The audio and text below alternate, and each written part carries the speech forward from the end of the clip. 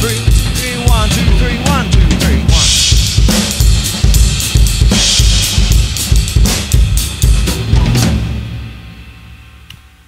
There you go, back from the break. Now, what I did then was a little bit more polymetricity, if that's a word at all. And what I did then was, for all intents and purposes, play a jazz rhythm. 1, 2, 3, 4,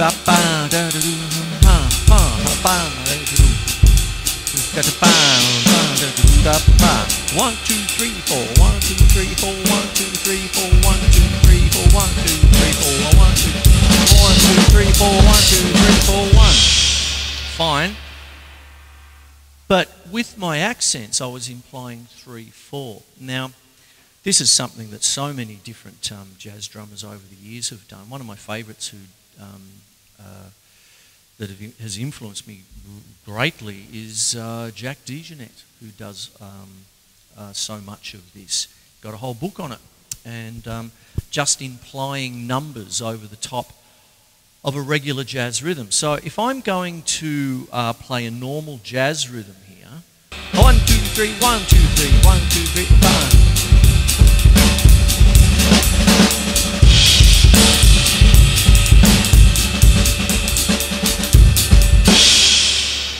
Roughly, there you go. And that's another thing about polymetrics, okay? Because that's really the central part of really what I want to do with this show tonight, is talk about polymetrics, because there's so much out there on polyrhythms and all of that. But I thought I might just dedicate this show to time signatures, what they mean, what message they send, and how they apply to the music that you're doing, okay? Now, with this particular little segment of the show, what I'm doing here is really showing you how different things get pushed around, and you can imply one thing and play another and all this sort of stuff, and it implies a different kind of groove. I used to do this sometimes, a long time ago, back in the 80s, early 80s, with different things. And let me put it this way. What sometimes happens with waltzes and all that, it can feel a little bit stilted. Sometimes if you're just playing the jazz waltz, you know, they're like 1, 2, 3, 1, 2, 3, 1, 2, 3, 1, 2, 3, 1, 2, 3, 1, 2, 3, 1, 2, 3. If you just keep it going like that, it just feels a bit short. There's nothing wrong with it. If that's what you want, that's fine.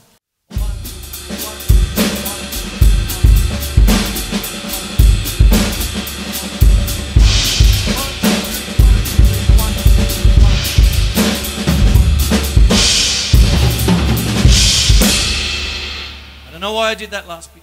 Anyway, and you see, it sort of airs everything out a little bit, you know, spreads the love. I don't know if that's a good definition of it, but what happens is that it creates a longer phrase.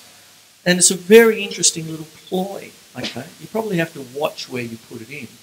Maybe put it in a rehearsal first and wait for someone to say, man, I like that, or what the hell are you doing? You know, that kind of thing. It depends, okay? It depends on where you're at. But what really goes on with this and subdivisions and all this sort of business is that what you can do with this is bend and shape rhythms. And what happens is that in certain cultures and certain parts of the world, odd ain't necessarily odd, okay? I go back all the way back to the first segment where I was talking about 9/8. 9/8 is a wonderful rhythm if you play it as a slip jig or something like that, which is in 9/8. Some people call it an Irish 9. Jethro Tull, they have a song called Slip Jig. And what happens is that if you're listening to that kind of music, it ain't so odd, okay? It just feels like a waltz in triplets in many different ways. And what goes on with all of this business is that when you're actually putting in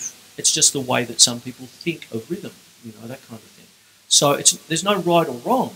It's just an adaptation of when you're in a different culture or in a different country or whatever, you know, that kind of thing. People think of rhythms in different ways. So therefore, when I come back to say 9/8 as an example, when I think of that Irish dancing phenomenon, Michael Flatley, Lord of the Dance, and all of this sort of business, okay, there was a big push and all that, and there was one rhythm that I heard, and it was brilliant. And it was in 9/8, right? But it wasn't your typical compound triple time, like 3, 3, and 3. It was 5 and 4. And so what you had was 1, 2, 3, 4, 5, 1, 2, 3, 4. Okay? So it'd be hippopotamus one, hippopotamus one, hippopotamus one, hippopotamus one. Right, left, right, left, left, right, left, right. At least that's the way I play it. It's the way I heard it. And they were all doing their Irish dancing to that, and that was brilliant. And while I'm talking about 9/8, that's one subdivision. You see, you can break up 9/8 into 5 and 4. Now, I can't let 9/8 go until I start explaining Dave Brubeck's Blue Rondo a la Turk. Okay, probably his second most famous song after Take 5. And what happens with the subdivision of Blue Rondo a la Turk is that it's in 9/8. But what he does is he turns it into 3 2s and a 3. So 3 2s are 6. Okay, so Joe Morello being the drummer, you know, legend. And he's got 1 2 1 2 1 2 1 2 3. So 1 2 3 1 2 3. It's 4 pulses.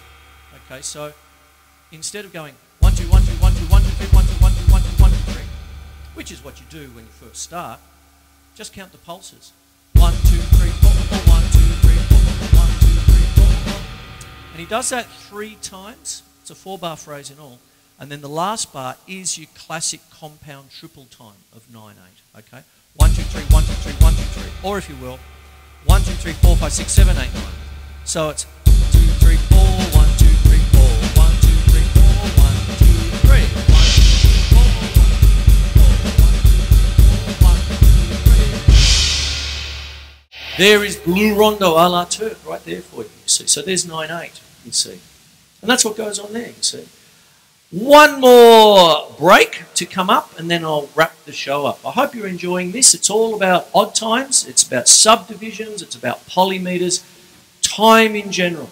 Okay, more of this after the break.